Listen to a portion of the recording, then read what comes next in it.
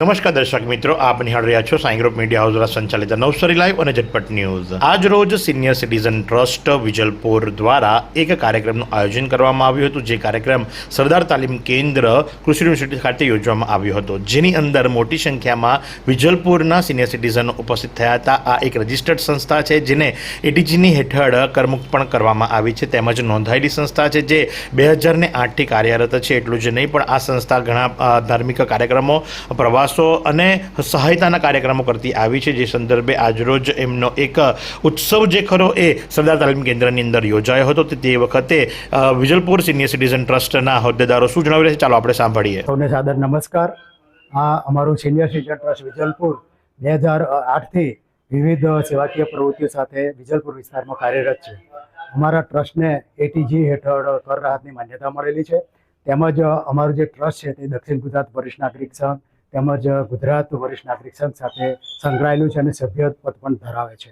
અમારા ટ્રસ્ટ દ્વારા અમે લગભગ બે સિદ્ધાંત અપનાવેલા છે કે માનવ સેવા એ જ માધવ સેવા અને સૌનો સાથ સૌનો વિકાસ, અને એ કાર્યમંત્ર બનાવીને અમે અમારી જે સિનિયર સિટીઝન ટ્રસ્ટના જે સભ્યો છે, આજુબાજુ વિસ્તારના જે સભ્યો છે, તેમના માટે શૈક્ષણિક પ્રવૃત્તિઓ કરીએ છીએ, કેમ્પનું કામ આયોજન કરીએ છીએ, ધાર્મિક પ્રવચનો ગોઠવીએ છીએ, સાથે સાથે ધાર્મિક પ્રવાસો પણ ગોઠવીએ છીએ, અને કેટલીક વાર જે ઉપયોગી થાય તેવા, દાખલા તરીકે સાયબર ક્રાઇમના જે ફ્રોડ થાય છે તો તેના પ્રવચનો અમે ગોઠવીએ છીએ।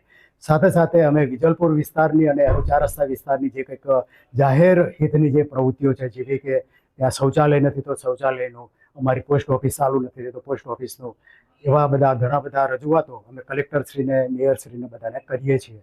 આ રીતે અમારું જે સિનિયર સિટીઝન ટ્રસ્ટ છે અનેકવિધ પ્રવૃત્તિ સાથે કાર્યરત છે, અને અત્યારે એ 18મા વર્ષમાં પ્રવેશ્યું છે। ટ્રસ્ટમાં કેટલા સભ્યો હશે? ટ્રસ્ટમાં 347 જેટલા સભ્યો છે, અને અમારી ટ્રસ્ટની જે આજીવન સભ્ય ફી છે તે 2500 રૂપિયા વ્યક્તિ દીઠ છે। અને સામાજિક કાર્યોમાં કયા કયા કરો છો? સામાજિક કાર્યોમાં લગભગ બધા જ કાર્યો કરીએ છીએ અમે। સામાન્ય રીતે કોઈ અમારા સભ્યો હોય અને એમના ત્યાં અશુભ કે અશુભ પ્રસંગો થયા હોય તો અમારું ટ્રસ્ટના પ્રતિનિધિઓ ત્યાં પહોંચે છે, પ્રાર્થનાઓ કરે છે, ત્યાર પછી એમને દિલાસો આપે છે, દિલસોજી આપે છે। ત્યાર પછી અમે કોઈક રાષ્ટ્રીય કોઈ આપત્તિ આવી પડી હોય, અમે ભૂતકાળમાં અમે છે તે વડાપ્રધાન ફંડમાં 50,000 રૂપિયાનું કોરોનામાં ફંડ પણ આપેલું છે। ત્યાર પછી અમારા જે ટ્રસ્ટની એક નેત્રદીપક પ્રગતિ એવી છે કે અમે અમારું જે ટ્રસ્ટ છે તે CR પાટીલ સાહેબના સૌજન્યથી દિલ્હી ખાતે નરેન્દ્રભાઈ મોદી સાહેબને પણ મળી આવ્યા, અને એમને અમારી જે પ્રવૃત્તિઓ છે તેનાથી માહિતગાર કરેલા છે। તો આ પ્રમાણે આજરોજ સરદાર તાલીમ કેન્દ્ર કૃષિ યુનિવર્સિટી ખાતે વિજલપુરના સિનિયર સિટીઝનોના ટ્રસ્ટ દ્વારા એક સુંદર કાર્યક્રમનું આયોજન કરવામાં આવ્યું હતું, જેમાં ગીત, સંગીત, શાયરીઓ, ગઝલ વગેરે ગાવામાં આવી હતી। સૌ ભેગા મળી આનંદ પ્રમોદ કર્યો હતો, અને પોતાના નિવૃત્તમય જીવનને પણ પ્રવૃત્તમય બનાવવા માટેની એમણે પ્રેરણા લોકોને આપી હતી। તો આ જ પ્રમાણે આવા અવનવા સમાચારો માટે આપ નિહાળતા રહો નવસારી લાઈવ અને ઝટપટ ન્યૂઝ।